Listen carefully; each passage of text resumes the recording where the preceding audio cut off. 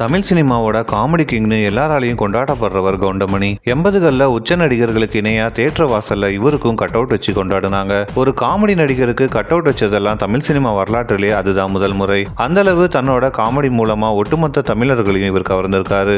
வெறுமனே காமெடி பண்ணாம அதுல மூட நம்பிக்கைக்கு எதிரான கருத்துக்களை சொல்றது, அரசியல் நையாண்டிகள் செய்யறதுன்னு சமூகத்துக்கு தேவையான மெசேஜையும் கவுண்டமணி அழுத்தமா சொல்லி வந்தாரு. அதனால தான் மற்ற காமெடி நடிகர்கள் கிட்ட இருந்து கவுண்டமணி தனித்து தெரிஞ்சாரு.